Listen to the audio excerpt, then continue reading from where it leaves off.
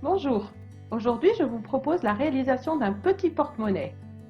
Pour faire ce porte-monnaie, il vous faut deux rectangles de 26 cm de long et 12 cm de large qui sont découpés comme vous pouvez le voir. Il vous faut aussi un rectangle de 24 cm par 10 cm que vous allez découper dans la toile thermocollante. Le thermocollant, vous le collez sur le tissu que vous avez choisi pour l'extérieur de votre porte-monnaie, sur l'envers. Vous allez commencer par coudre le petit côté. Pour cela, vous épinglez endroit contre endroit vos deux tissus bien bord à bord. Et vous allez coudre à 1 cm du bord. Vous faites un point d'arrêt au début et à la fin.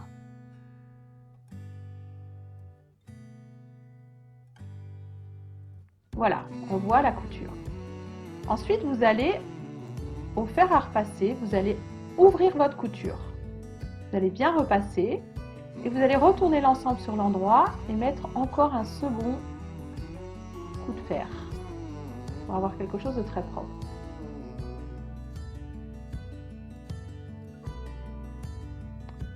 Ensuite, vous allez prendre un réglé et vous allez mesurer 5 cm sur le côté de votre porte-monnaie, côté où il y a la pointe.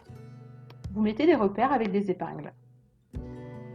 Vous prenez votre tissu extérieur, vous allez le plier endroit contre endroit en faisant correspondre les épingles avec le bord de votre porte-monnaie que vous avez déjà cousu, comme je vous montre sur l'image.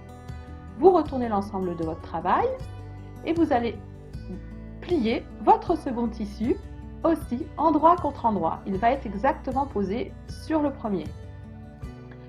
Vous allez ensuite épingler les deux grands côtés, comme je vous montre, et les deux petits côtés où il y a la pointe.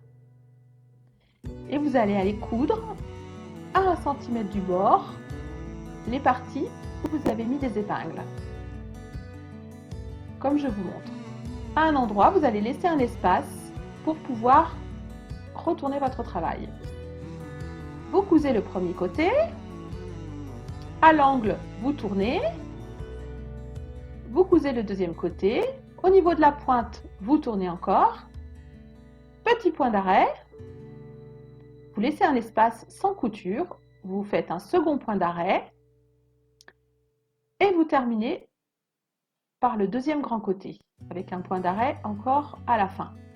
Voilà, je vous montre la couture réalisée. Ensuite, vous allez couper les angles, comme je vous montre, pour éviter les épaisseurs de tissu une fois que votre porte-monnaie sera retourné sur l'endroit.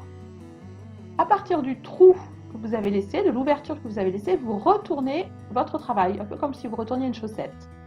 Avec un crochet ou une aiguille à tricoter, vous faites bien ressortir les angles pour avoir quelque chose de propre. Vous rentrez la partie que vous n'avez pas cousue. Ensuite, vous repassez pour avoir quelque chose de très net.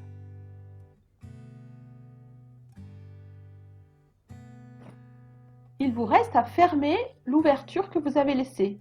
Vous allez faire une surpiqûre à 2 mm du bord sur la pointe, avec un point d'arrêt au début et à la fin.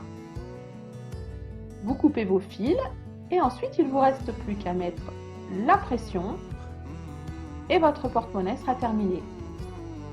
Pour cet exemple, j'utilise une pince cave, mais si vous n'en avez pas, vous pouvez faire une boutonnière et puis coudre un petit bouton.